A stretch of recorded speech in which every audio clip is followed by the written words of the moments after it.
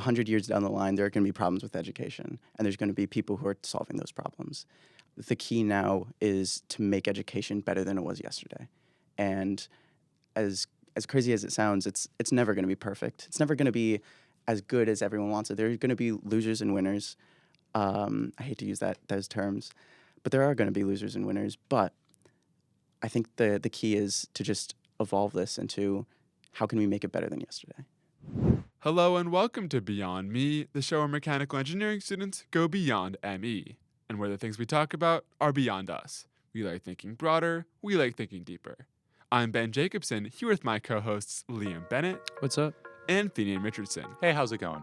And today we're talking with Gavin Noktes about the pitfalls of education and how he has started his own mission to solve them. Please make sure to like, subscribe, and share this with someone you think would enjoy it. Let's get into it.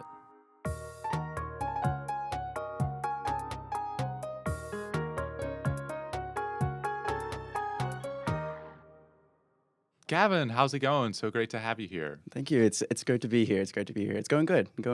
How are you guys doing? Doing pretty Fantastic. well. Pretty well. Why don't you start off by telling people a little about yourself? Yeah, of course. So I'm a second year in college right now for software engineering as opposed to mechanical engineering.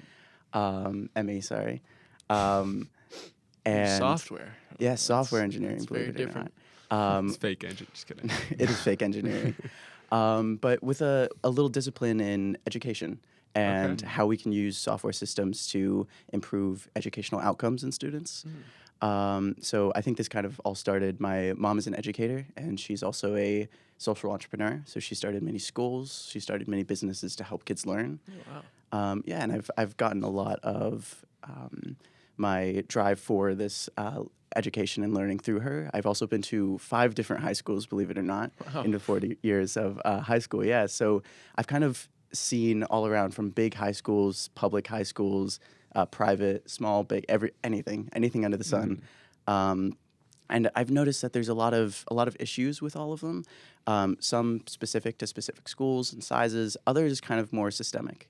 And that's kind of initially where I thought of this idea of why are these issues kind of plaguing our education system, and what can we do to fix it? And this kind of brought me over the last couple years to where I am today, talking with you guys. Wow. Sick. So what are those issues? Yeah. Yeah, so I think a lot of it comes down to, I want to say the culture of education, where there's a big systemic issue of, I guess I'll ask you guys a question of, what do you think school's for right now? If you just to sum it up simply in a couple How words. many words can I use for this? As many as you want, I guess. As many as I want. Yeah. It's your podcast, man. Well, are you wanting like what they aim to have school? Like they being like the people. Big school. Big schools. Big school. Or I like what this. we are Just- taking away from like what our experience is. I like that differentiation. I think, what do you think in general, the reason for school being here for us? And you can take that however you will, either individually or as a system as a whole. I mean, I think it teaches people how to learn. So I think that's the biggest thing is I think you take kids and you're like, give them a lot of structure and teach them how to learn, teach them how to sit in an office, teach them how to be structured and ordered. Yeah, I like That's it. the main point. I like that you said school is not to learn necessarily, but to teach you how to learn. Yeah. Because learning is a lifelong thing. Yeah. Yeah, You know, of course. I believe it. if you are just learning during your 12 or 16 or I don't know how many years people in school. Some for more than 20, some Yeah. for almost 30. So if you're only learning during that time, what do you afterwards like? You I always find learn. I find a lot of joy in learning. So I agree. I think a huge part of it is like is building the toolkit of being a learner. But also just like Liam said, the giving you structure, order. I think a lot of it is experience, giving you like especially college, giving you the experience of doing these things so that you're more confident in whatever career you go into. What do you think, Finian? I feel like you have a take on this. The big reason why I wanted to differentiate between the two was because I think both like people and the ones actually educating want school to be a place where you go to learn how to learn. But I think the environment that is fostered by the community there is sort of around just learning, like just making sure that you're getting a grade, getting the requirements to graduate. So like you're given advisors, but they never tell you like, oh, don't worry about like how well you do in calculus. Just make sure that you're understanding learning. how to like figure out the problems and how to recognize the problems. So I think there is a big divide between like what people are trying to achieve and what they're actually achieving in terms of making school what it is. Yeah, I think I 100% agree with this, and that's a lot of the issues that I've come into is this idea of students wanting to learn how to learn. I think that's a huge part of going to school is exactly like you guys said, to learn how to learn. One big issue that I've had is when doing research with schools and talking to school administrators from high school to college, I ask this question to them. And the weird thing that I found is I get so many different answers at the same school from so many different administrators. So some say this idea of you're learning to learn. You're learning how to better equip yourself to learn in the future. Other people say you're here to learn what we're teaching you. This is the core curriculum. What we give you is this kind of, one-dimensional sort of mindset of you're learning what we teach you. Yeah. And there's this other mindset of we are teaching you how to better integrate into the workforce. That's, I think, the biggest one I get is how can we integrate our students into the workforce? Well, that's also probably a more college-specific thing, right? Yeah. A lot in high school. I've noticed it more in high school than in college, actually. Interesting. Yeah. Like my high school had CET or career technical education, and that's like a big thing they started to push later on. Just like classes that are specifically supposed to transfer into like welding or programming or stuff that can be actual skills you can use in the job. So is that a shift? Like, has that been? Yeah, I think always been like that. I think it has been a recent shift. I think it's a healthier shift from when it was. In the past it was a very big, how can we get kids to follow orders? How can we we're trying to integrate kids into the workforce. How can we get them to do this step by step list of do this, and that, and how can we make them do that as efficiently as possible? Yeah. And that's not learning. You're not learning. You're learning how to do a to-do list. That's not a skill that we want our kids to learn growing up, or at least certainly not me. Yeah. And that's a big thing that I see in especially lower level or like high school and not going into upper education like college. I think the big issue that we see, like you said, Finian, is there is this distinct difference in what students want and what students need from schools and the actual education they're provided. Well, I wonder how much of it is rooted in, like, I'm pretty sure public education was built originally to just teach people how to work in factories, like in its inception. Is that incorrect? It's like, I wonder if the roots of that, if that's the case, have kind of translated into what it is now a little bit. Well, the roots of it have pretty much always been like a competition. So like that's why the AP was started. The AP was originally started to compete with the Soviets because the U.S. was recognizing that its science was falling behind. So they wanted to give a program to which like more advanced students could get to higher level math and science quicker. And then it expanded from there. So the roots of education have sort of always been a competition. Yeah, I think in the past through this like space race and issues with the Cold War, Soviet Union, that kind of stemmed AP, but also STEM in its entirety. Yeah. We used to have a very, very different curriculum than we used to have before that. Going back to the original like modern day school, that was, I think a lot of people in high school always hate on Horace Mann, if you know him. He's the man who created homework. So a lot of times you hear people hate on that person in This is like an high actual school. person people Yeah, know Horace about. Mann. And some You're saying not horse? well known. Horace. Horace no, Mann. I was hearing Horace. Horse Mann. Horace Mann. Okay. And this is like I may be that's like a last mispronouncing the name. MANN, the last name. There's a actual Horace college. Oh, Mann. like his first name Horace. Wait, is it last the last name- name Horace Mann, Mann yes. School of the Deaf? Okay. Oh, that's crazy. He Sorry? definitely was. Is bullied there a in school. Horace Mann School of the Deaf? There might be. I don't know. Where is that coming Yeah. from? I'm pretty sure. Well, I'm pretty sure. Like Taylor Swift wanted to go perform at a school, and they let an internet vote on Oh. it, and then they voted on the Horace Mann School of the Deaf Oh, that she would go really? and perform at, which is The fact that you know that is crazy. I well. do The point is remember that it's hearing a something School of the about Deaf, this. so it's like it's Okay. kind of ridiculous. But Yeah. sorry, you Oh. wanted to know why? Okay. But anywho, yeah. Going back to Horace Mann, he created this curriculum back, I think, in the 1800s. I could be wrong. But he created this curriculum using something called the 3 R's. And it was arithmetic, math, Wait. and reading. There's an R in there. Sorry? Arithmetic? Yes, arithmetic. But he's just like, no, that's an R. Yeah, writing. Even though it he also doesn't start said with an writing, R. which is a W. Oh, Writing so- sounds And like he it said could be an reading. R. Wasn't the most There was a reading for linguistic this. There was a reason for this. Okay. I don't know it. I mean, it's easy to remember. Um, 3 R's. Like yeah. I'm gonna remember Arithmetic. the R's in all those words are important. So. Yes, yes, Right. I like So it. true. They sound Ari at the beginning, I guess. Yeah. No, got but it. that's how we started, and initial schools were just about that. So you learned history, you learned how to read and write, and you learned arithmetic. Right. And it was very basic for the upper educated, and it was for people to gain intelligence and be able to do these things like reading and writing that people all around them could not do.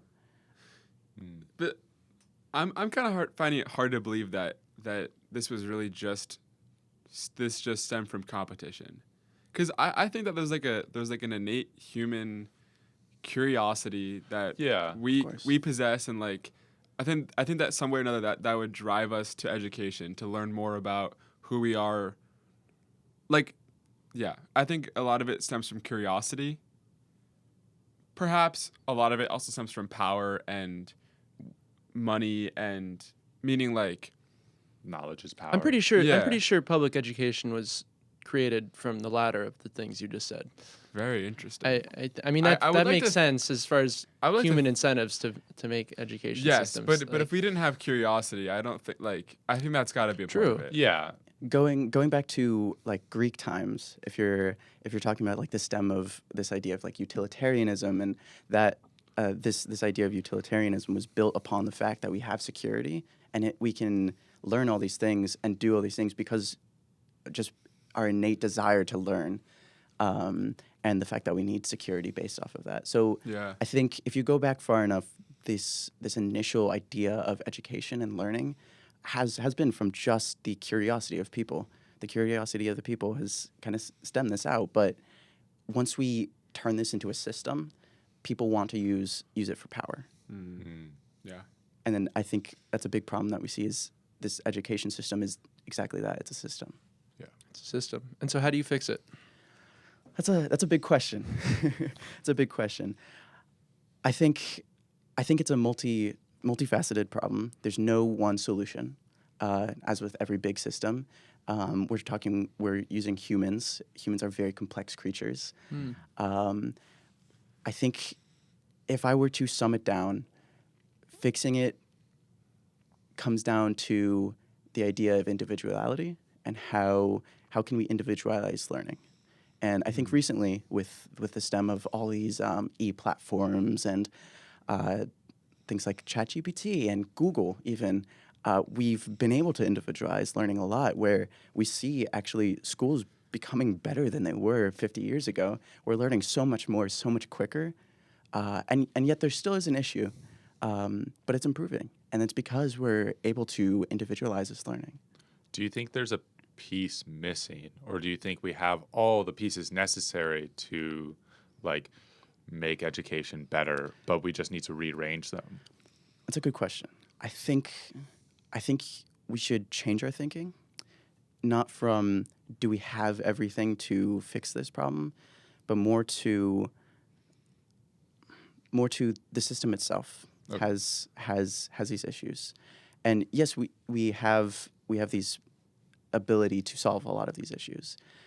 I think the problem is how can we give me a second. Sorry. I want to clarify. Yeah. I don't mean in the sense of like, do we have all the like subjects or like teachers or something necessary to teach at the proper level or in the proper way? I mean, like, do we have the current tools necessary to do it, or should we start changing education in hopes that we will get something later on, like Google, Okay. that betters education? I think it's an ever-evolving problem. Okay. So you have these things that you can fix, and through fixing these things, you're going to come up with more problems. And I think 100 years down the line, there are going to be problems with education, and there's going to be people who are solving those problems. I think the key now is to make education better than it was yesterday. And as crazy as it sounds, it's never going to be perfect. It's never going to be as good as everyone wants it. There are going to be losers and winners. I hate to use those terms, but there are going to be losers and winners. But I think the key is to just evolve this into how can we make it better than yesterday. Do you think education is going to be mostly AI based at some point? That's a good question. I don't think I'm enough versed in the AI to be able to answer that question. Sure.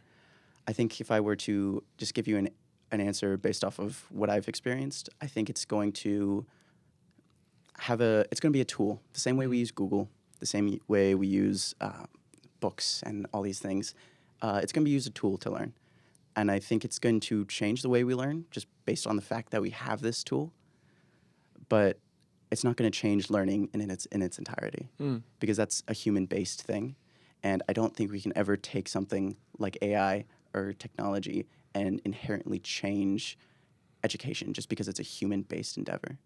I mean, if I have just any evidence to the contrary, I have stopped going to most of my lectures, and I learn almost exclusively from the internet and ChatGPT now. And how are your grades, buddy? My grades are basically as good as I want them to. I get A's or B's. Yeah. So I mean, I've found that to be pretty useful, and it just makes you think like where AI is now with all of its flaws, when it becomes much better than it is now. Sorry, not to make the conversation about this, but I just feel like it's gonna become a really important part of education. That is a very personal thing to you. So like, That's true, but I don't feel think like I could do that. yeah, I just don't know. Like if you had a chat bot that could answer any question a professor could, and maybe you guys think that won't be a thing. I don't know why you would need professors necessarily. I think the difference between AI and a professor is the same way we don't like to go to a cashier and order from an AI. I think there's a certain human connection that you get, which inherently does increase learning outcomes because you have this person with experience and this overall back motivation determining their life. And your ability to take that from somebody is something you can't take from AI. I would also say like, I think that the idea of the human connection is even more prominent in the lower grades. Imagine. Yes, that's true. I mean, kindergarten with an AI. That's Certainly. a dystopia. Yeah. Like that doesn't work. I agree. Maybe. I mean, it's shown in dystopian sort of Yeah, like movies.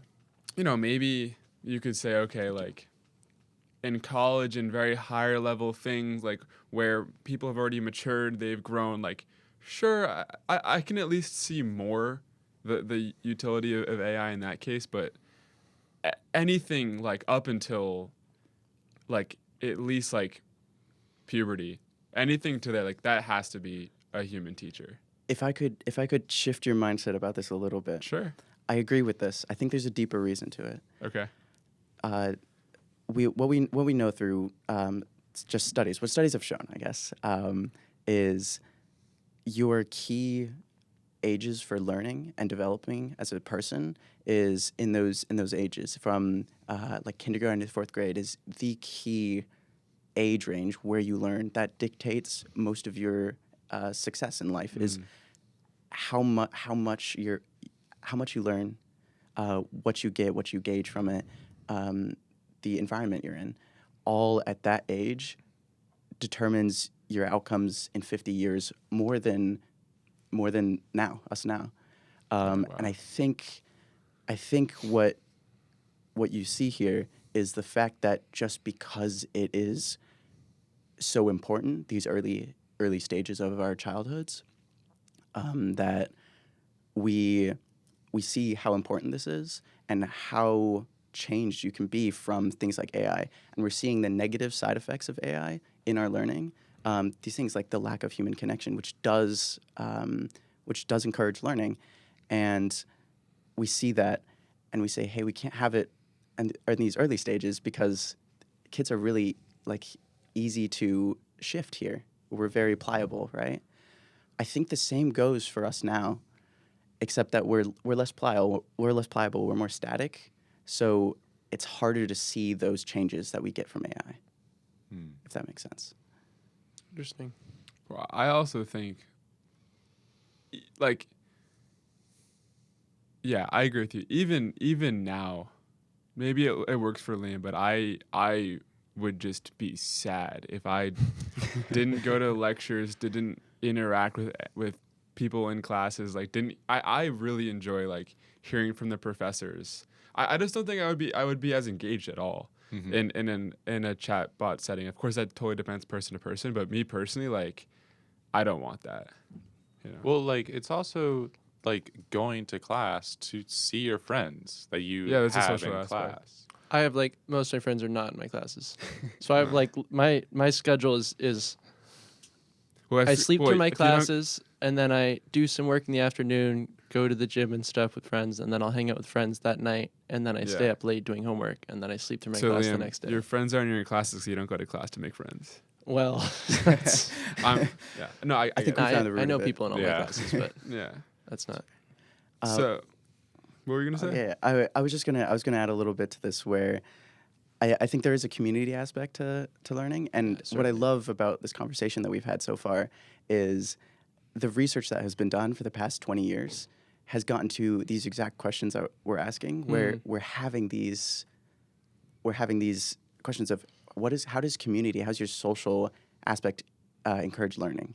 We have these questions like, how does technology affect your learning? How does AI, what is the human impact on learning? All these questions that we're asking is what we've been researching for the past 20 years as a society. And I appreciate the fact that we can see that. And there's this,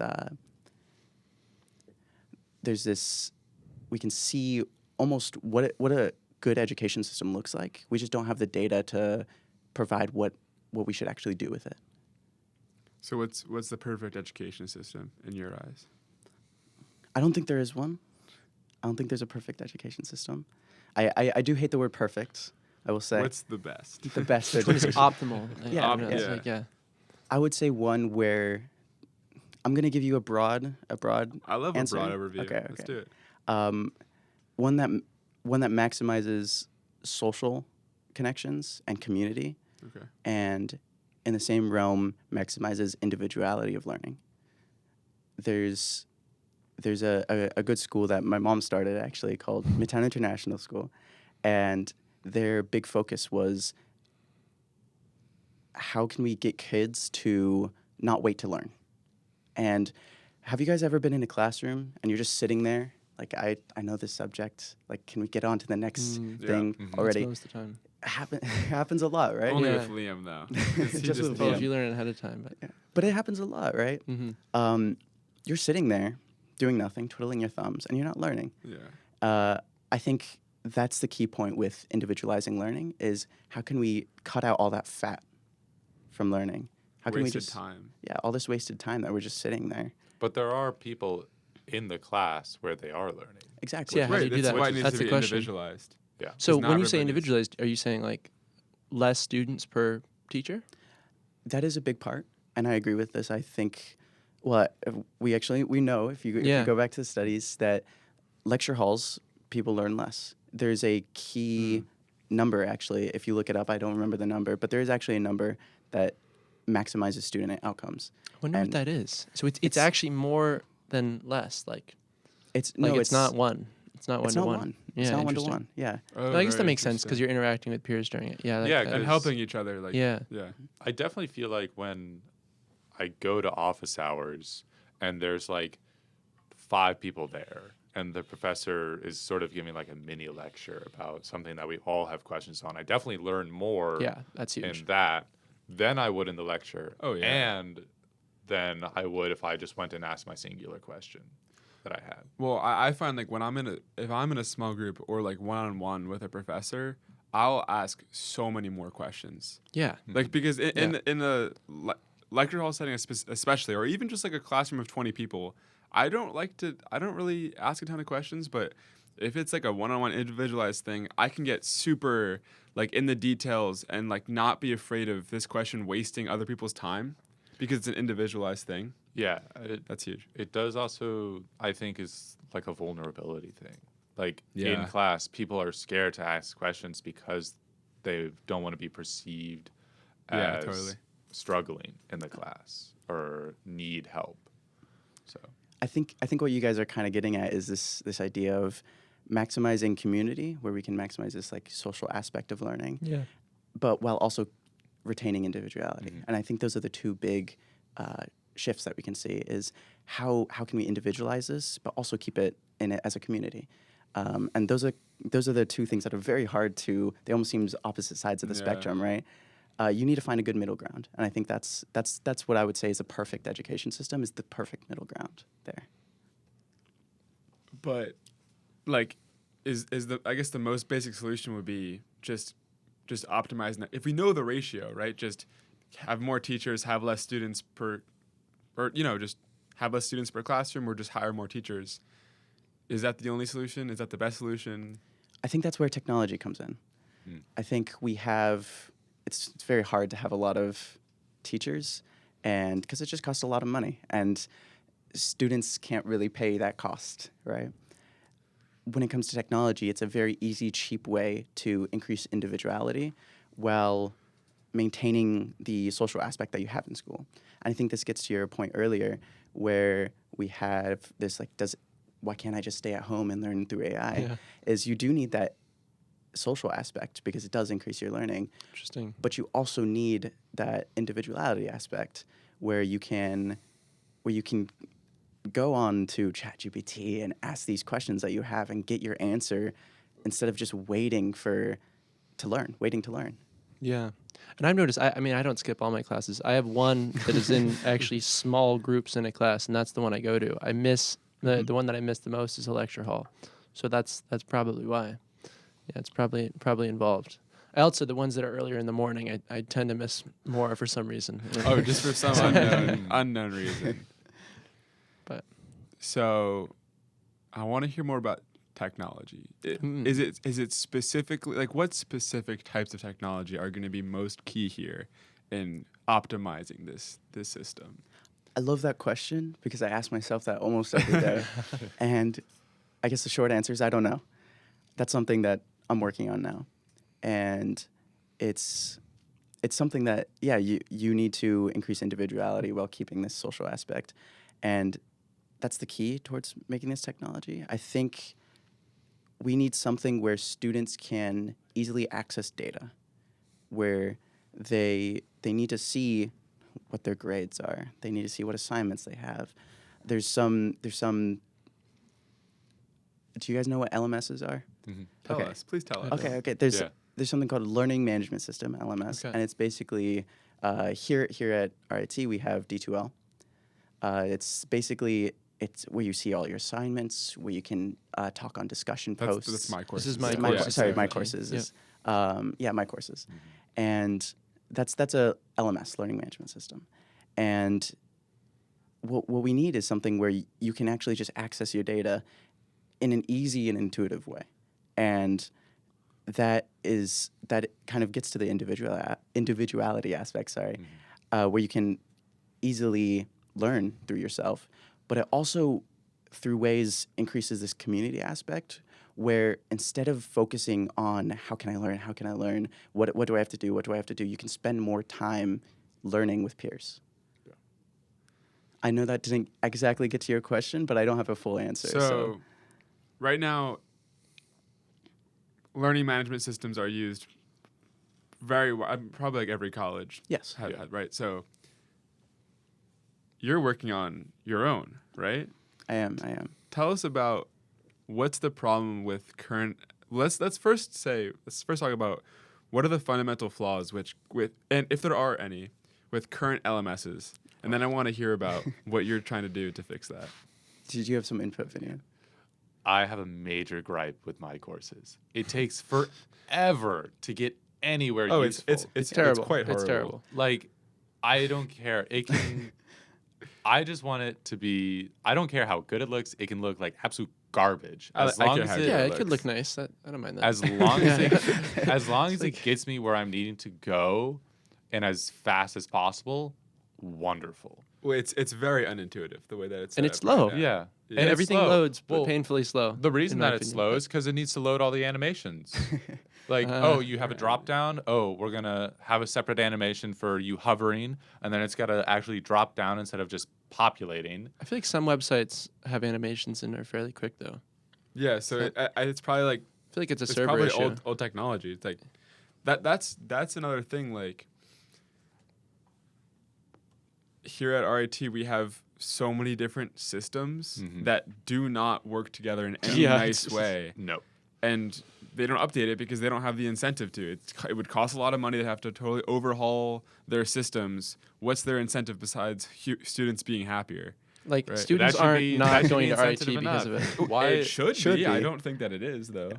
But like they keep saying like, "Oh, we want our students to be the happiest." Then do things that Hey, make this us is- happy. This is how institutions work. Yeah, I know. Like, Unfortunately. Sadly. But okay. I Sorry. Yeah. D2L, the one that we use, it's bad. Yeah. They can't all be that bad, right? No. yeah. So I will say my courses D2L is one of the worst I've used. Yeah. However, there are issues with all of them, and I think one big issue is they're not made by people in education. They're made by software engineers who, went to college and all these things, but they don't fundamentally understand education.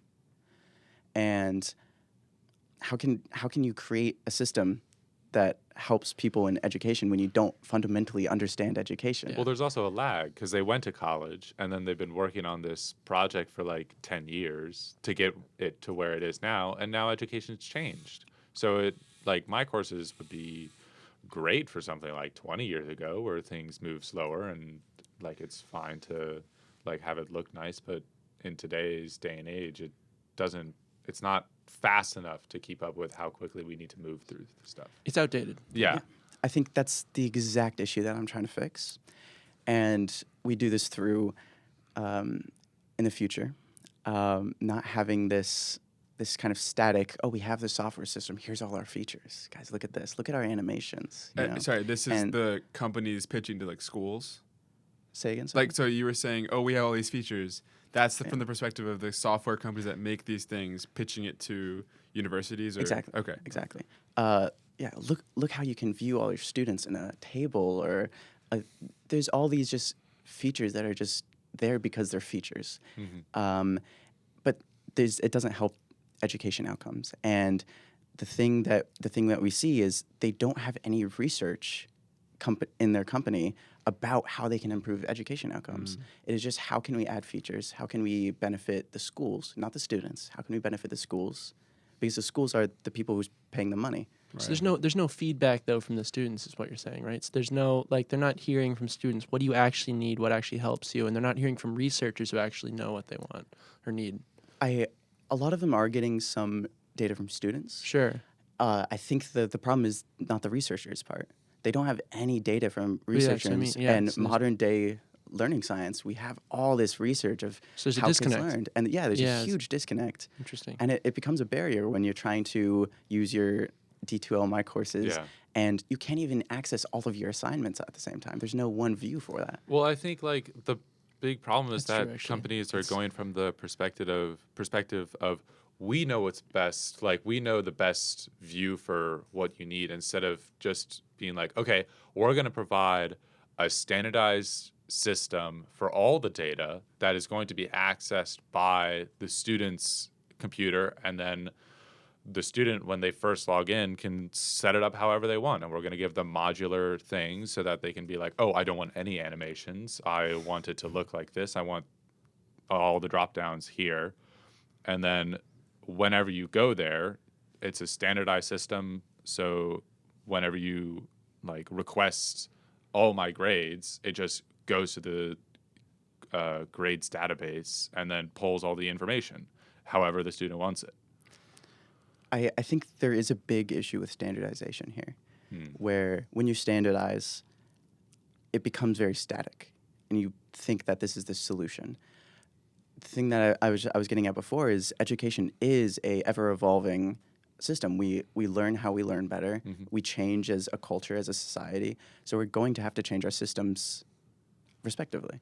And as our systems change, the technology doesn't change with it. I think you were getting to that. Is it just doesn't. So we have 10-year-old systems that just don't work anymore, like you said.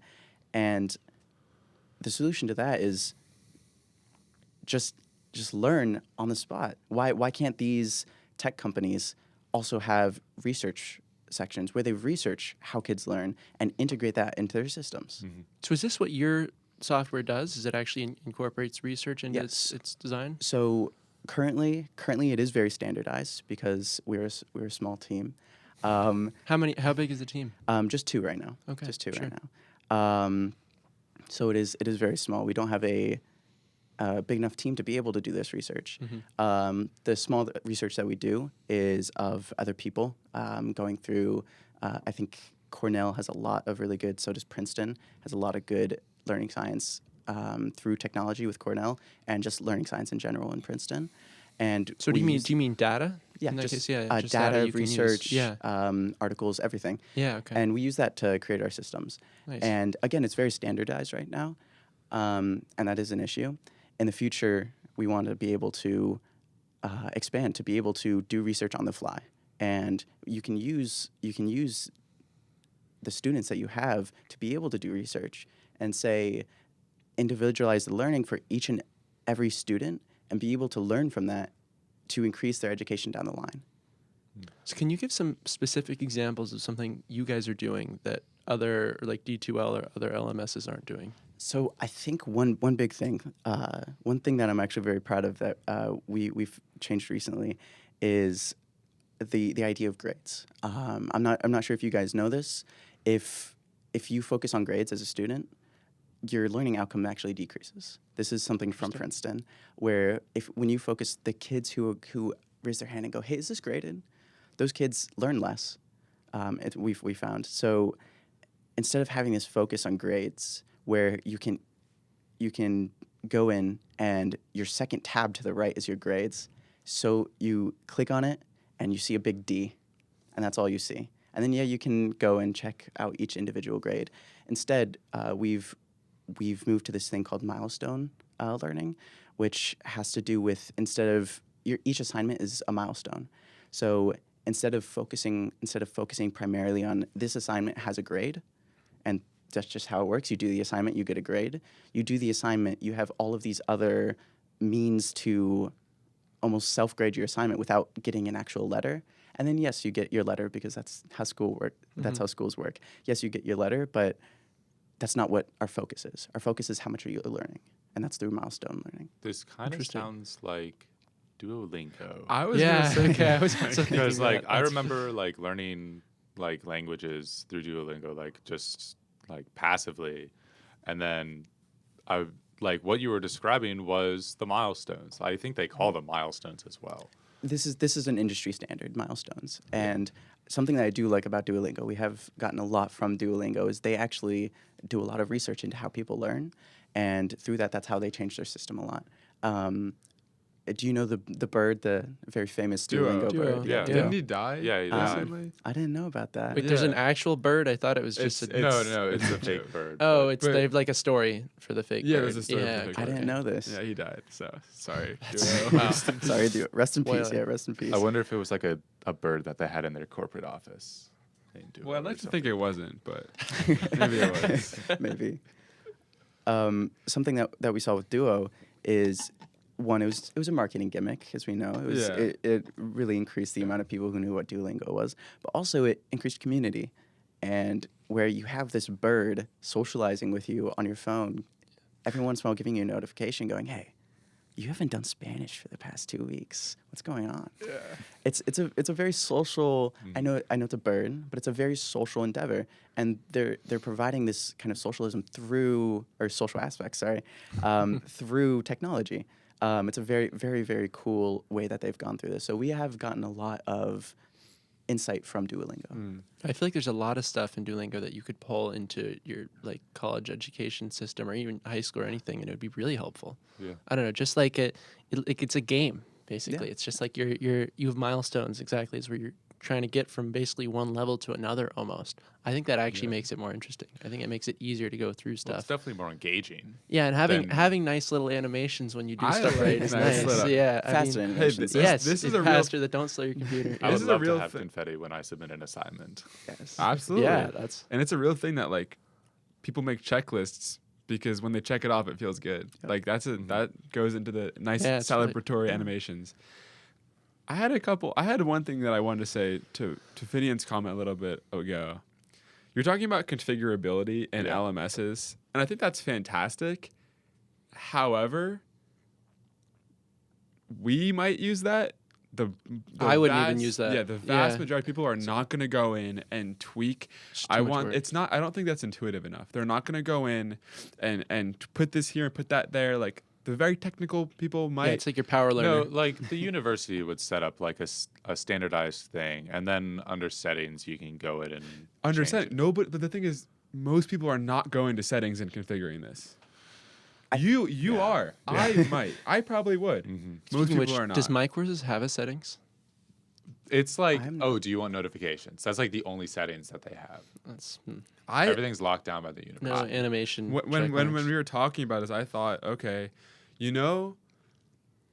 there are certain like online platforms that I've been seeing this more recently, where when you log on, you answer a few questions. What are you using this for? Are you are you a student? Are you this? Are you that? What? Pick 3 things that you care most about out of this list, and then based on those answers, it configures that. I think that's a great way to do this because that's way more intuitive than having a gear icon and going to settings and configuring. Oh, I want this drop down to be on the right. Or how does Apple do it? When you set up a phone, it's just like... Well, Apple just does it well. Apple is just Apple. It's like I like configuring a phone when you get one because they just make it nice. Yeah. They're like, Apple I don't know. should make an LMS. Whoa. I know, I'm kidding. They would make a great LMS, though. I think something with configurability, going back to that, is the fact that people may think they know what's best for their learning. I think one big issue is usually they don't. Ooh, so the research actually is more important than someone's individual. Yes. So we do need to be able to individualize. Where on things like My Courses, you can't do anything. You go to settings, and like you said, there's 2 check boxes that you can check. We want you to be able to change things how you like it to feel like this is your system. At the same time, we can't let that detriment learning. And I think that's a big kind of waning ground that you have to go through of how can we increase configurability, but also not to the degree where it is hurting their learning. I also had a comment on the milestones idea. I think that's a fantastic idea because, I think that in general, like, the less we focus on the grades, I mean, and you also said the research backs this up, but more focus on just learning to learn is good, and I think milestones are a good way to like you said, sort of gamify that in a positive way. However, you can gamify an LMS all you want. If the university doesn't reflect that, I just don't think it's super effective. Yeah. Right? If the university is still using letter grades and the core system isn't reflecting what that LMS is set up like, I think you're not reaching that full potential. I completely agree, and this is an issue that's been pointed out to me many times, and I think the key thing is just having that communication with the university, and being able to foster good relationships where you can say, hey, you know what you're talking about, you know how your students learn, you know what your students are here for. We know how people learn. We know how this works too. How can we communicate and collaborate together to allow for our students to learn better? And I think one big thing also that we have to focus on is you have to think about the universities here as a company. universities are companies. They need to make a profit, or at least break even. And although they may have missions, they may want their students to learn, they need to make money. And you need to communicate that in a way where it is easy for them to understand. We are not screwing them over financially. We are communicating in a way that will increase student outcomes and hopefully increase their revenue. Right. You need to account for greed. Yes, exactly. But I feel like in Ben's part, I feel like if you made a good interface for the teachers and the actual professors themselves, the way they enter grades and the way they enter assignments, if you almost take away any other opportunity to do it in a way that's not nice for students, if you only give them one option and that way formats it nicely into milestones, then I feel like that kind of takes care of that problem. Yes, but I mean, you still have like the underlying GPA-based system that the university uses. And it's not just the university; it's universities. It's a standardized thing. Anyway, like how many times a week do you check your GPA? Like you I check don't- like once I a don't, semester, but- right? but- So like, is that like? I feel like Yes. that doesn't really impact my education. I feel like the grades do more, but like, I feel like that's right. Well, Does your system not have grades? I mean, it sounds We- like it still does. we It's do. just not in the front. I think the key distinction here is not that grades exist, although I do agree that grades are negative in many other ways. There are many better ways in which we can gauge how good you're doing in school without using this concept of this assignment gets this grade. With that being said, that is the standard. The issue with learning is not that the standard exists, it's that we focus primarily on the standard. Okay. The standard can exist, and you can be able to look at your grades, and that won't diminish learning outcomes, so long as you are focused on the learning and not the grades itself. So the ideal LMS is designed in a way that still has grades, but it doesn't put it at the forefront, right? Exactly. Like that's what you're saying, Liam? Yeah. Okay. Well, grades are also very two-dimensional, or Ooh, tell me one-dimensional. more. Well, like, oh, okay. Simple. they're very flat. Like, if you get an A, you have no idea whether or not that student is just really good at taking a test or whether or not they actually know and understand the entirety of the material. So, like, Yeah.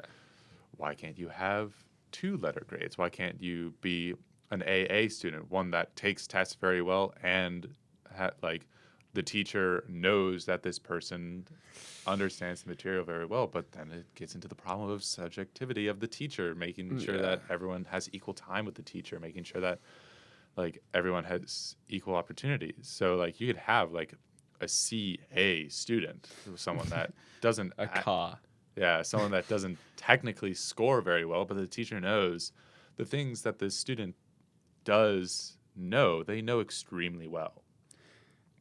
Then you're telling a university you're passing students that have bad exam scores. So that's probably Well, Well, bad then for the them. exams need to change. Oh yeah, I agree with that. I don't like exams. Something cool that I've learned actually recently is how much do you guys think grades determine, or grades kind of are as a determine how successful you are in your future? Not at all. Define success.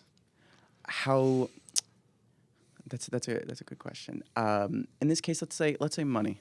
How much money you make, wealth, or how high you are in your corporation, what you do. Yeah. Just personal success, and I guess in wealth Okay, is so- is a There's big, probably a correlation. So on the Yeah. x-axis we have grades, Grades. in what year? Like in college and let's do college. okay, college grades on x-axis. Yeah. Y-axis is success in terms of money. Success in terms of money. Okay. What are we thinking this curve looks like? Low. Oh, I'm a thinking curve. like Yeah, good point. I'm yeah. thinking like 0.1, That's not what the curve is. That's not a curve. 0.1x. He's So talking about a Oh, line. so it's Oh. linear. if you get If you had to describe a polynomial to me and expect it to disappear in my head, I'm like, It looks this way. Sorry. Okay. So what we find actually Tell us. is when you account for family wealth and things like that predetermine these other factors. When you account for all other factors, there's absolutely zero correlation. Absolutely zero between the grades that you get in school and the money that you make. Oh, so it's more important that you come from like a wealthy family than you get a good grade, for example. For actually, So it is economic important output. that you come from a wealthy family. There is zero importance with how good grades you get. There is Wow. correlation between family wealth and grades, but none that actually correlate to success in your future life. Interesting. So, I mean, like, I would just think intuitively a student that gets better grades might have an easier time getting better jobs, whatever that means, right off the bat, and then they'd get on a different track and maybe go a little farther. But that's not how it ends up being. No. Interesting. So a big thing that changes this is connections.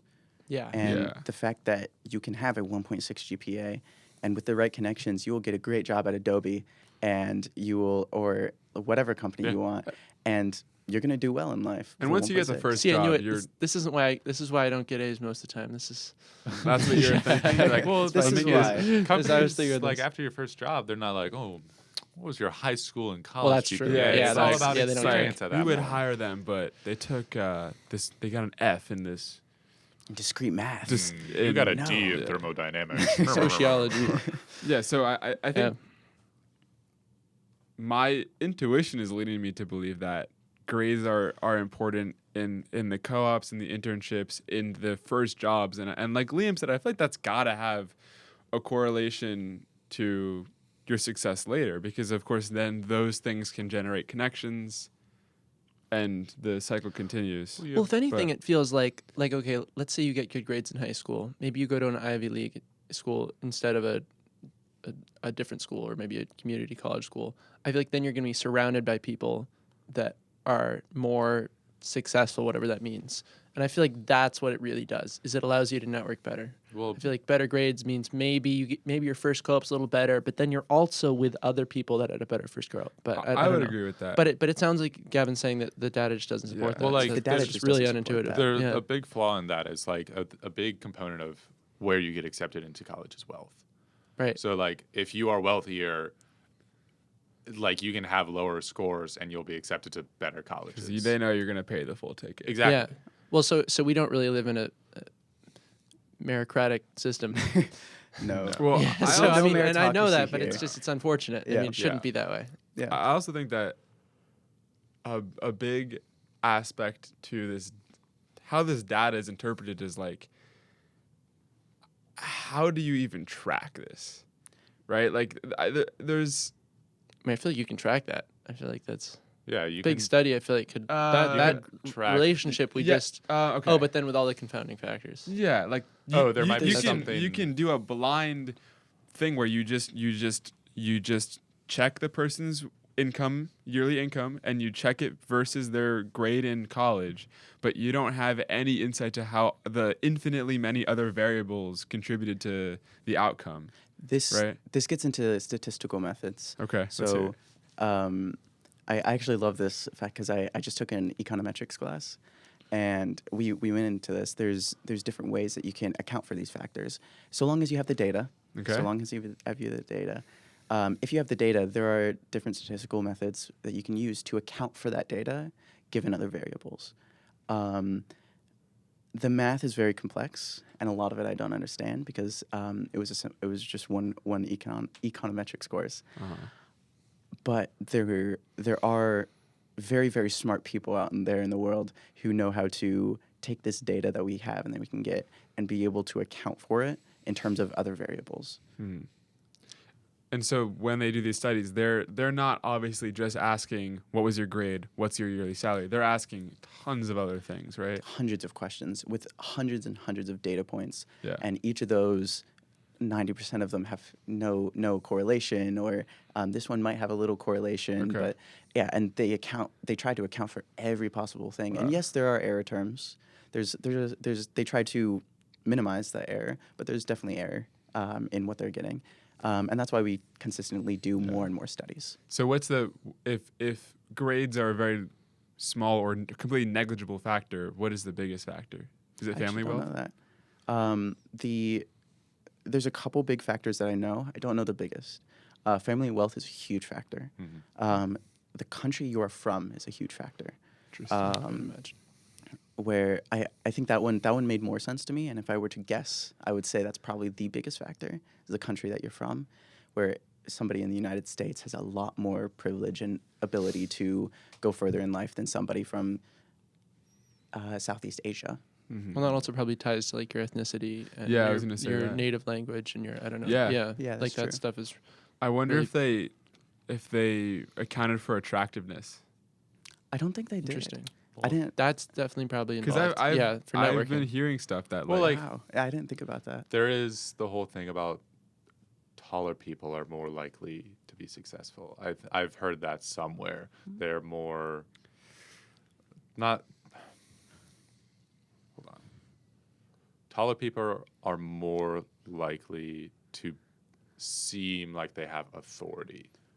Well, that is- confidence is the whole something game. to for Right? those who That's- are watching on video, you'll see that if that's the case, Finian and Liam are very well off. Yes. And Gavin are kind No, of not screwed. as much. Yeah. Good luck. Thank you.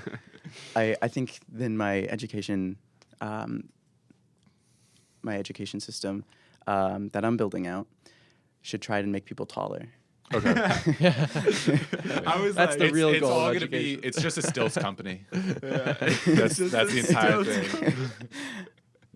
I was so ready for that to be like an extremely insightful thing. I was like, I was ready to market. I was yeah. So We're just giving people milk, making yeah, them taller. we're just giving the milk. I do want to go back to Yeah. your mindset behind the design of. Do you have a name for this LMS, by the way? Currently, present systems. Or Present yeah. systems. Present Yes. systems. Present systems. Yes. I have a website which I'm getting Oh. up. So hopefully sometime in the next couple of months it will be up. Nice. Okay. It's edpresent.com. We might link it in the description, and then you can keep on clicking and just keep on checking back until it's up. Every once in a while. Yeah. Give me 2 months. Yeah. I'll get it up. So Nice. you said that milestones are something that you're doing. Mhm. Okay. From your perspective, and this could either be like your personal idea or like what you've seen from research. You're a student. You go onto your LMS. Walk us through like, what's the first thing you want to see? What do you want to do? What do you want to be able to interact with? What does that look like on just a regular check-in on any given day? Yeah. We have our homepage is ever evolving. Very, very something that still right now we don't have a definitive answer for because that is the first page you go to. It's very important. And we've had so many different revolutions of this, and we are yet to find an answer for the first thing you see. But in terms of importance, the one big thing is the transparency of what do you have to do. That's something that I think 90% of LMSs forget about is as students, we don't care about what LMS we're using. I could not care less. What I want to know is what assignments do I have to do? Yeah. Yeah. And from there, it's not always about the learning. I don't always care about the learning as a student. So how can we put assignments there so you can very easily access them, but do it in a way where we focus on learning, and the way we do that is through having one thing that we're trying out that I want to see if it works, but is hard on the teachers, is having the ability to have rubrics per assignment. So the transparency of rubrics, which 90% of the time we don't read. So how can we make a rubric very easy and intuitive to read, so you know exactly what you want to get out of an assignment? But isn't a rubric more to the grading side? Like I feel like that would put the focus more on the grade. Yes, that- I guess rubric is a bad word for it. I guess Guidelines, maybe. guidelines, Guidelines outcomes, or specific things. Yeah, specific expectations. Yeah. maybe. expectations is a good. Again, this is something we're currently working on. Yeah. But how can we put assignments to be very transparent? And that's the first thing we think about. And secondly, how can we, instead of focusing on assignments as what they are as assignments, but as the learning that happens during those assignments? So Again, I know it's. I know I'm giving you very broad things, but this, No, yeah. again, very ever-evolving. Right. Sure. I don't have a lot of definitive answers, and I think it's going to take years before we actually get definitive answers. So yeah, I think that a very big thing, which I totally agree with, is just making assignments so much. Right now, it is very difficult to see what you have to Yeah. do, and I literally had to like write my own code to take in all the syllabi and like convert that into a thing and put it on my Notion calendar. Like nobody's doing that. No. So, but there has to be other. I think that a really big reason why that's not good here is because the professors aren't required to all input their assignments in the same way. Some of them put it in the assignments tab. Some of them put it in the content tab. Some of them email it to you. Some of them put it on the calendar in my courses. Some of them don't. There's no convention. There's no convention. Yep. Yeah, it's not good. The way we solve this out, because that's something that really frustrated me through high school, is that this idea that every assignment is a different type of assignment. We have one type of assignment. It's an assignment. You have an assignment, and Okay. yes, assignments can be quizzes. Assignments can be exams. Assignments can be outside of the LMS. Assignments can be inside of the LMS. Assignments can be externally linked. So something like if you use WebWorks here, right? So you use Yeah, WebWorks. If you use something like WebWorks, how can you externally link that but still have it as an assignment? Yeah. So it does standardize this into everything is an assignment if you have to do it. And then your calendar is just showing you all your assignments and their due dates. Yeah. And that's the easiest way that we found is just keep it simple. Why do we Yeah. have to have 80 different types of assignments? Keep it Yeah. simple. We don't want to have all these features. Like, I don't care about whether or not something's like a prompt versus a discussion post versus like Yeah. like a homework thing or a monthly check-in or a quiz or an exam. I just want to know when things are. Yep. And you're describing something that would be absolutely fantastic to have. I think that I'm going to disagree with Finian on this one, and I guess I'm disagreeing with Gavin too in that case.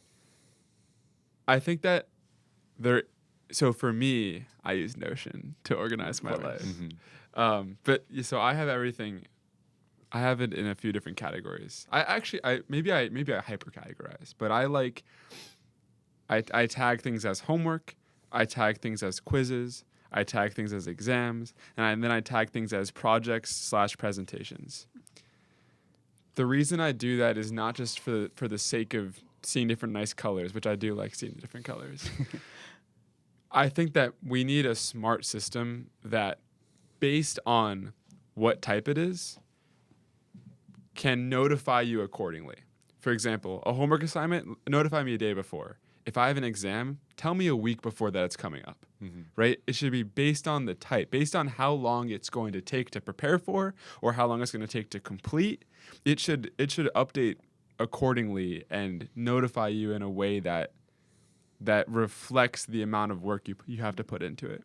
But the problem That'd be is, cool. like, if you have all these different categories, then the teachers aren't going to feel inclined to be like, to go in and set each individual thing as these things. 'Cause it's another click. It's another click to put it on the calendar for the students. I think the solution to this is just a simple solution. As we do have assignments, and everything is an assignment, but they are categorized. These assignments are categorized.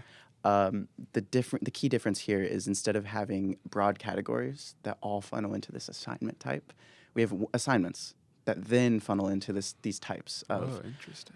We have yet to work on a notification system. So notifications, you just don't get notifications. Yet. Yes, Clearly. yes, very yes, Yeah. yes. To be clear, you don't get notifications yet. But when when we do start working on that, we do want to have an ability to change notifications per assignment to be able to, in a smart way, notify people accordingly. And I don't know what that looks like yet, but it could look similar to what you're Would it talking be on about. the student end, or would it be on like the professor end or the university? I don't know. We have to do research. That's something. we have to do My research. intuition is telling me it should be student end because every student's gonna wanna is gonna have a preference for how. For example, some students study the day before, so then in that case they Yeah. want the notification the day before. Some students prepare for 2 weeks, right? So I think that very much depends. Nerds. What I don't like. Hey, I have a better GPA. I'm kidding.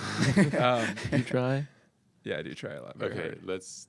Well, apparently, Ben, that actually won't help you. Yeah. Yeah. Actually, joke's on me. I'm also not that tall, so Yeah. I think in Exactly. general I'm just totally cooked. Yeah, correct. Just the tallness. That's the only factor here. Yeah. Yeah. What I don't like about my course's notifications is that it'll tell me like when something has been added to like the content section. I don't care about Yeah, that. that Tell does me not when Oh, I it's turned due. that off. Okay. Yeah. So that's the thing. Configurations. You're looking at that. I'm not looking at that. Are you able to turn off specific notifications? Because I just see one button that says turn off notifications.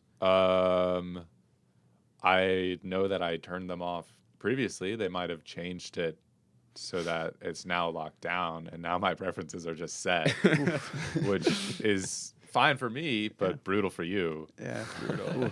So Yeah. I'm curious. This is maybe a little off topic. You went to 5 high schools. Yes. Why was that? That's a long conversation. Oh, okay. Yeah. I'll keep Or it short I guess and maybe sweet. what was that like? More. Yeah. Like, My mom had a lot of different jobs. So she started a school Yeah. in Atlanta, Georgia, and that's where I went freshman year. For To the her first school? semester. Yeah, her school. wow. It was a really cool experience, Yeah.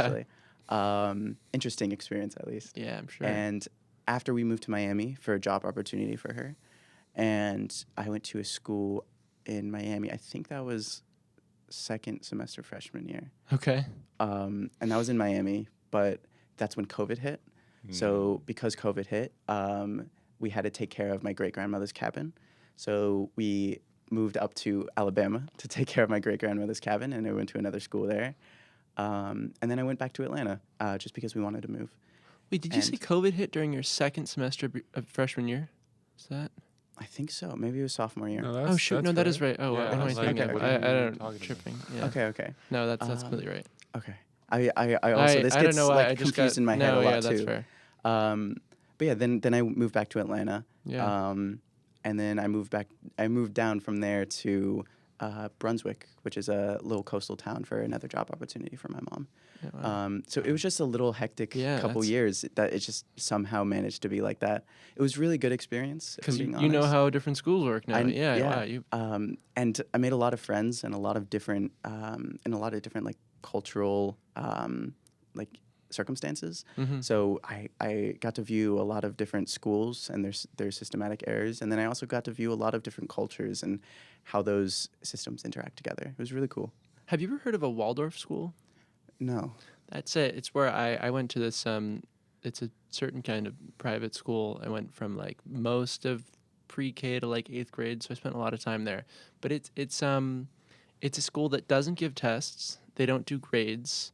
You spend about an hour a day outside, which is kind of interesting. Which I really enjoyed, and it's more an experiential learning kind of environment. It's like it has a very different take on education than most systems, but I think it gave me kind of a unique way of learning that hasn't completely worked with like the way that maybe RIT does it and other colleges and public education. So it's just interesting when you have these different education systems and how they mesh with each other, because it's just so different from how almost any like other schools do it. So it kind of got me on a different track. I don't know. It's interesting if you've ever heard of schools like that. I also went to Montessori for a little bit, which similar kind of vibe to that. But yeah, just more experiential learning that is not based on exams at all. And I found that I feel like I did a lot better there because I wasn't focused on that at all. Like I went to school each day. I didn't have homework to worry about before then, so when I was there, I wasn't worrying about that, and I was just focused on whatever they were teaching me. And I don't know. I felt more engaged there always, but it's interesting. This We- explains a lot about you, Liam. Yeah, it does. We do find experiential learning does increase learning outcomes. Yeah. I'm not sure how far Montessori schools, and you said Waldorf? Waldorf, yeah. Waldorf schools, how far they take it, how much that improves, Yeah. or if it's too much. Yeah. So I don't know. Again, I don't know Waldorf schools, so I don't know the research on that. But I'll definitely look into that school. Yeah, it's interesting. It'd be worth checking out. Yeah. But yeah, I know they do have high schools, and they do have assignments in their high schools. I just didn't go to one. That's But cool. yeah, I don't know. Ben, I know you had a. So now I'll ask you this. When you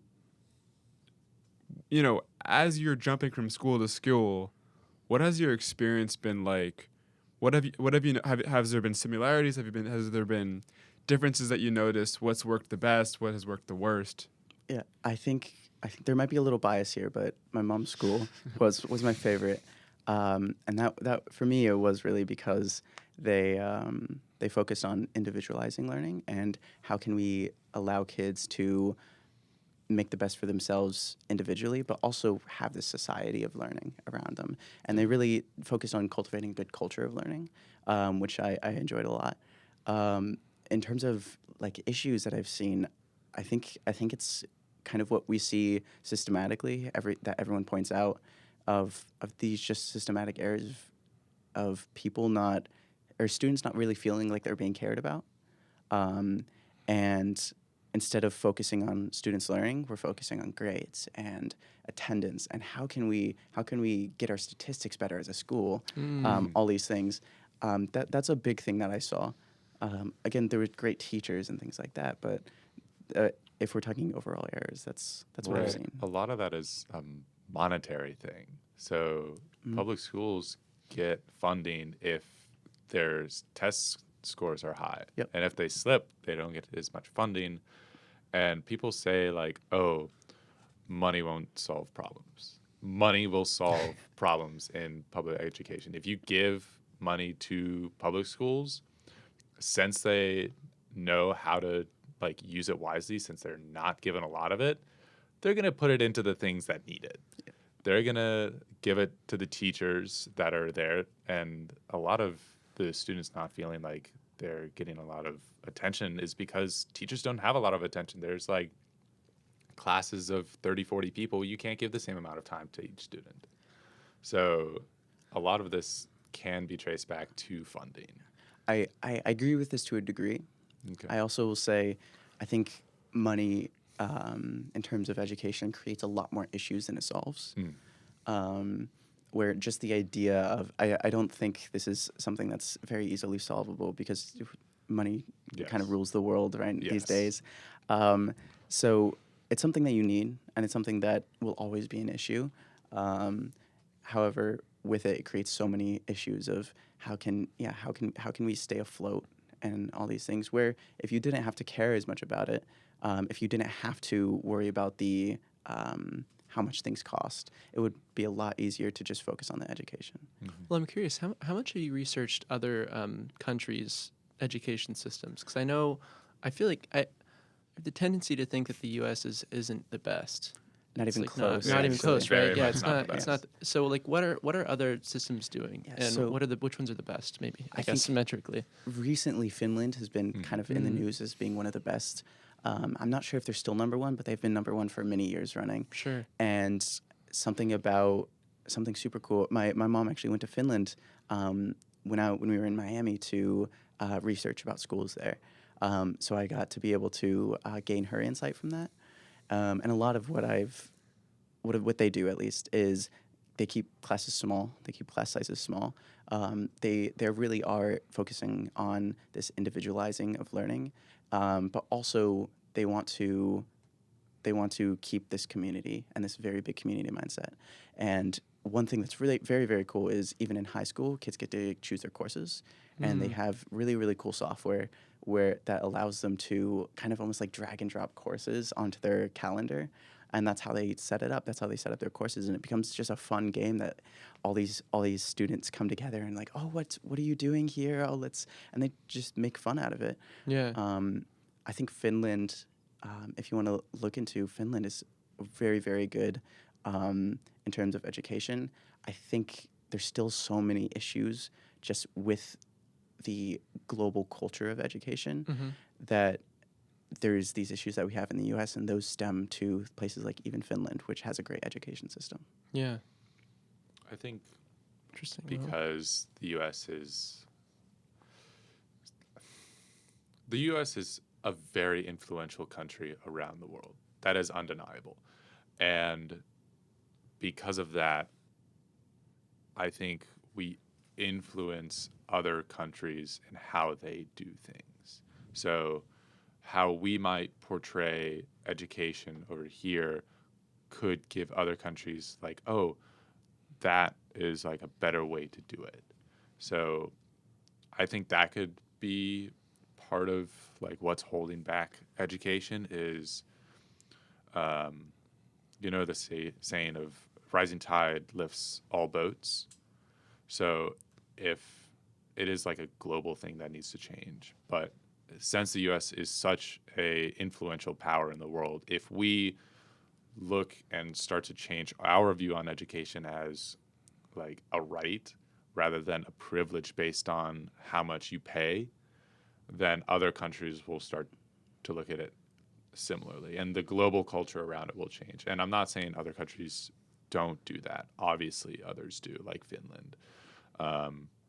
But the overall like view in America is that education is something that you have to pay for, and it is something that we have to pay for. Yeah, instead of an inalienable right. Yeah.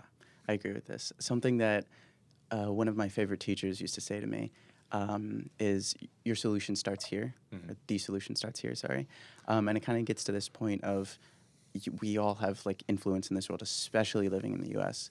And if we are able to create solutions that really help people in the United States, it will go global just because of how much influence we have. And I completely agree with this. And I think that is why I do really want to start in the U.S. and solve issues here, even if it is a much harder issue here, as opposed to places like Finland, who are really open to this idea of experimenting with learning.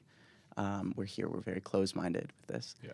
Well, I feel an interesting thing is, and I wish we could look this up right now, is I wonder how much we spend versus Finland, because I'm under the impression that we actually spend more than most countries on education, and we get worse results for the money we put in. Maybe even per capita. Yeah. Yeah. Do you mean per capita rather than as a whole? Yes, per capita, of course. Okay. Yeah, I don't know. It's a good believe question. me, I mean, like, for example, our universities are way more expensive than they need to be because of, I don't know the reasons exactly, but because the government started subsidizing and saying we will pay for it. So the colleges were like, "Oh, you're going to pay for it? We'll increase the prices. We'll increase the prices. If you're going to probably not a good idea. There's I forget the name. There's a really good book about exactly this issue that I just finished reading, and if I forget the name, but it's about the issue of rising prices of universities and how it is just such a huge issue where even community colleges aren't affordable to people anymore, where they used to be free, like not well. Practically. Practically free. You could get a scholarship or get money from the government, and a Pell Grant could pay for all of community college, where now a Pell Grant doesn't even pay for like a fourth of it.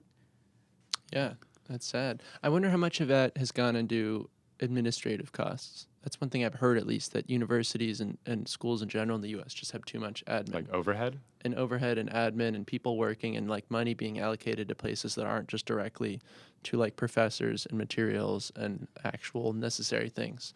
I don't know. Like, I think I hate middle management. Yes, yeah, exactly. And I think this is a problem of like just middle managers doing nothing. Yeah. Yeah. Just I'm not sure. I noticed RIT, like, I feel like one thing they sold, or at least promised, was I think that they're decreasing or making the student to faculty ratio better for each class. Yeah. And yet they're building massive lecture halls in the shed that are now where I'm doing like half of my classes. I don't know. It feels like kind of counterproductive or counter to what they promised. Well, like like the big lecture hall, like the shed has 4 of these massive rooms that hold 150 people and have. Those are big. If you compare that to other universities, they're not massive. Yeah. Like I know people who have lecture halls 300, 400, 500 people. Yeah. So relatively speaking, it's not crazy. But we're building those right now. Why are we doing that? Yeah, well, let me ask you this. Yeah. How many professors do you have in that room? 2 for 150 people. You know why? Why? So the ratio is better. So they can say there's 2 professors. Which is funny because only one of them is really teaching at once. Yeah. So it's a scam. Because you only need one. One person's teaching and the other one's walking around. So I would much rather have 75 people and one professor. Actually, sometimes then you have also like a couple TAs in at once, and most of the time they just kind of walk around the room. I don't know.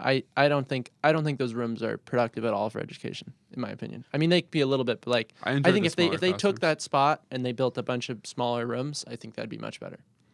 But I think it was a very nominal way in which RIT kind of said technically we have student to faculty ratio. Yeah, because I was that was brought up to me actually like a week, like last That's a really week, good point, though, and I hadn't thought about it. And then I thought, okay, all my like most of my big classes Have multiple professors. and only one of them does anything given thing at any one time. It's just like, why are we doing that? Yeah.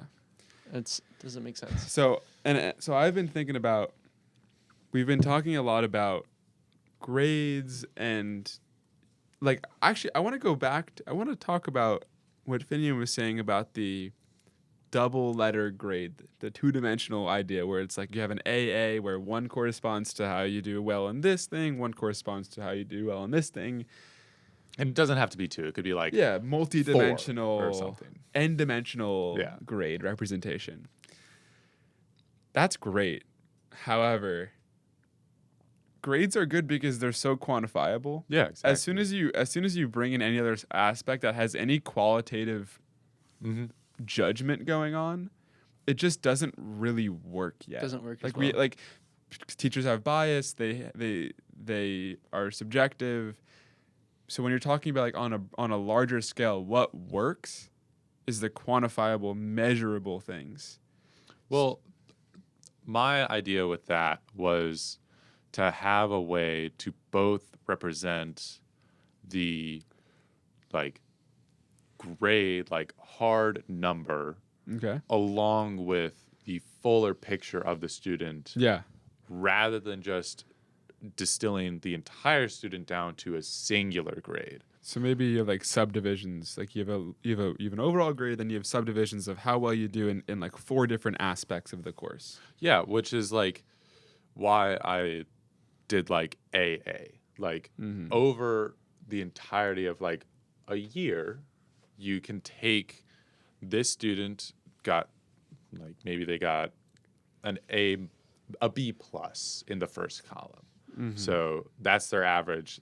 And then but they were a really good person. Everyone thought that Well, they were a really good person, so I mean, but like that's what the second column's for. It's the yes, but how do you judge that? Well, Jake was like You such a have to- dick in class, so like he definitely gets an F in the second column. but how, I but- mean, how can you do that? Like, But Yeah, it's the whole point is not like, okay, I shouldn't have used good person as the qualifier. I should have. It's generic.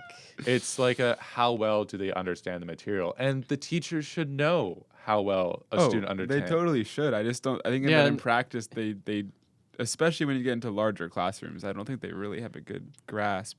And even if they do, you still have Then, the bias. Like, yeah, but over a longer period, bias filters out. But like, okay, I think I'm an abnormal student. I don't really Yeah. have relationships with most of my professors. Do you wonder guys? No, that's why I'm saying that's Okay. But that's that- also a problem. Like, if you don't But that's have this partly aspect of because okay, last year I tried to do the normal the student normal thing. the normal. And I was just like, okay, I'm most of the time going to classes in lecture halls. I mean, I just think I don't learn well in lecture halls. That's just me personally. So if I'm in a lecture hall, obviously it's not everyone. I'm almost always ahead or behind of where the professors is at. Okay. Yeah. And if I'm where they are, then their pace just is usually just not something that works for me as well. I don't know. I just don't like it as much. So I think part of that also is when you have these lecture halls. Yeah, it's just like I don't know. I feel like you can't really have a relationship in a lecture hall. But that's like the whole point of having, like, So the TA does it maybe then? Like you No, have like, a better if relationship with your TA. they have an extra like assignment where you have to go and talk to them. Like, I had a teacher in high school. It was required within the first 2 weeks of school. You had to like meet him for lunch or like before school. That's crazy. Or- That's insane. Like, but what you would do is had to go you over would to his meet him- house, sit up dinner. I No, don't know. you would go to his classroom, say, "Hey, I'm here for my like check-in," and he'd be like, "All right, let's go walk." And you would talk with him for like 10, 15 minutes about you, and he was always interested in everything that I always like talked to him about. And we had like longer periods, and in that period, in the middle, he would say, "All right, this." The block period's too long. We're going to go take a 10-minute break, pair up with someone that you haven't paired up with before, and you're going to be talking with them. Like, he was a fantastic teacher because he fostered a personal relationship with all of his students and in between them. So you didn't feel worried in class about being like, I don't really understand that. Can you like explain it a little bit more? rather than having like a cold outlook on like, oh, I need to know that this equation equals this and all of this. Like calculus, it was calculus, and calculus for a lot of people was very daunting, but he made it a very fun experience. Interesting. That's great. Is that Is scalable? that transferable? Yeah. Is Yeah. that scalable? Is that transferable? I don't know.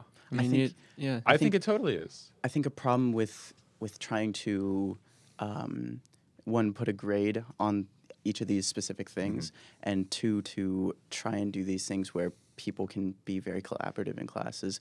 With the grades itself, you have this issue of, like you said, everybody is a completely different learner Yeah. coming from different mindsets, different backgrounds. And it shouldn't So- be like is this person good or bad? It should be like, is this person putting in the effort? It's and not so much as to that either, just so much as to how do you grade something that is inherently completely different with every person.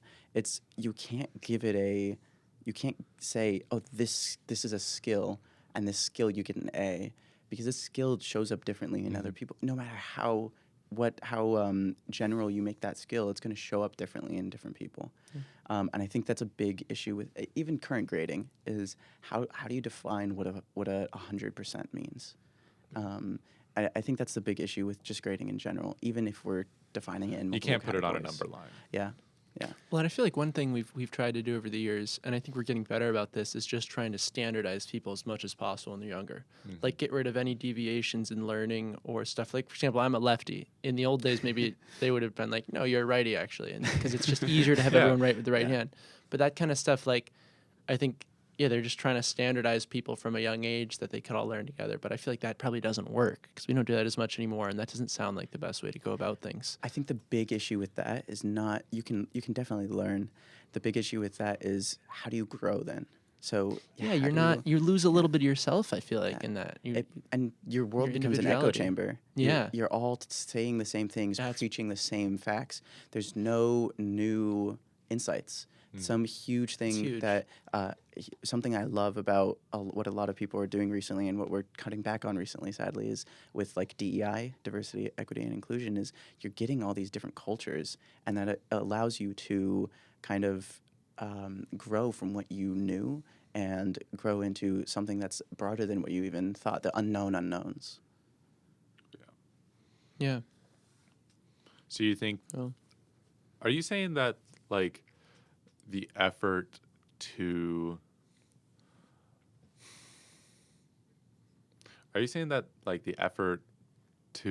like quantify everyone as a number is inherently detrimental to the progression of humanity? Yes. Wonderful. I think something that we need to realize about grades is, I think you can quantify people into a number, so far as you don't take that number as that person individually. And what we see is, when we quantify people as a number, what tends to happen is, over time, we lose sight of what that number means, and that number is just that person. You are an A student. We've heard this. You're an A or a B student. What does that mean?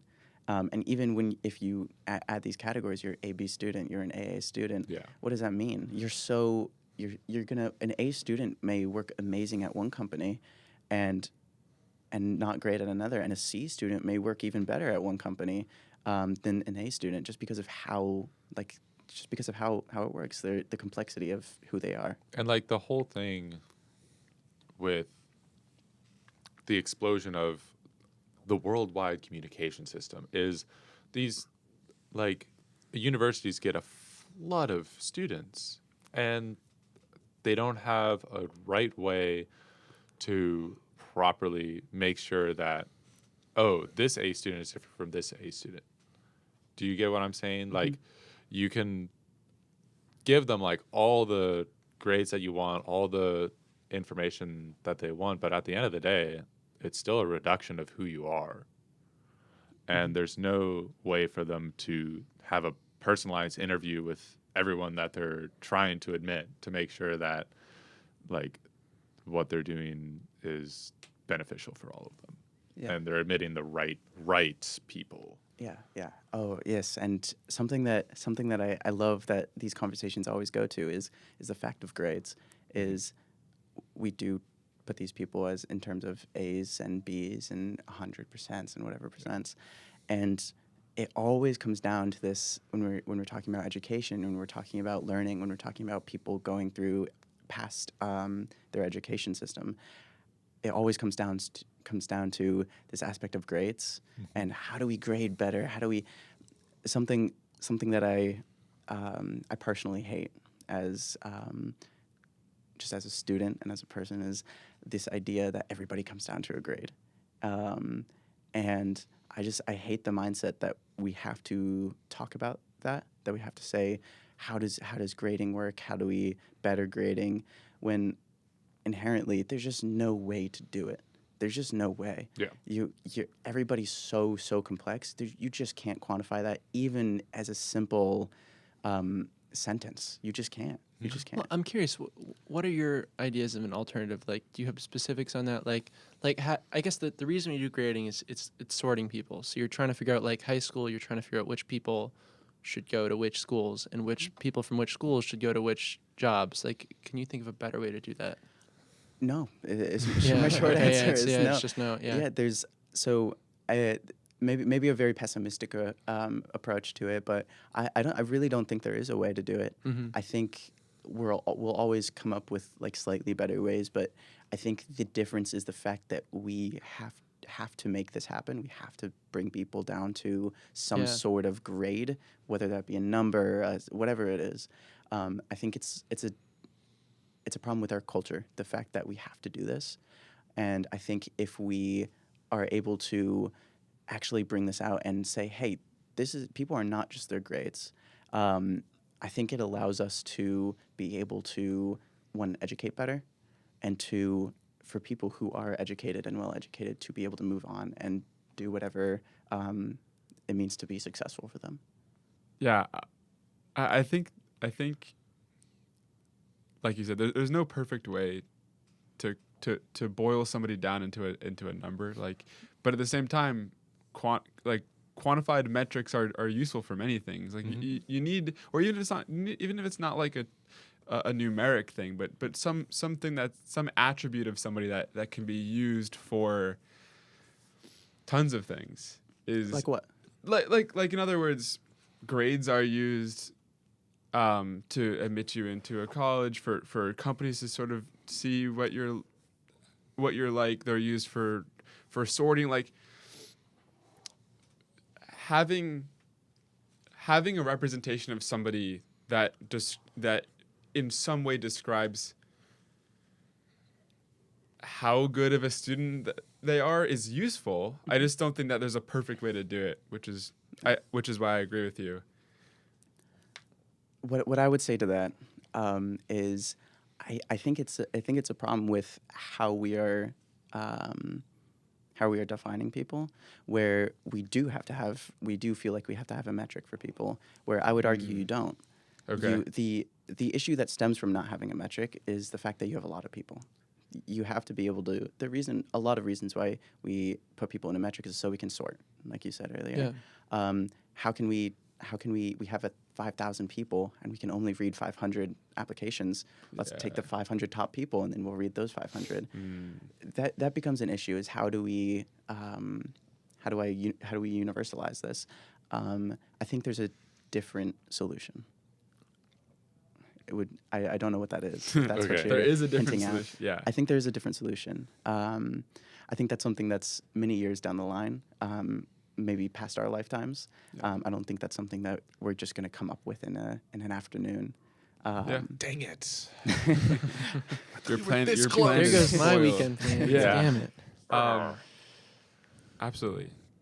Gavin, do you have any final brain dropping knowledge? Brain droplets. Any wisdom bombs? Yeah, Wisdom a bombs. little wisdom bomb. Like what's like whether it's a call to action to maybe universities or other LMSs, or what do you think? So I would ask, maybe I would have an ask for students, if any students are listening. Okay. I would just ask as a very simple question.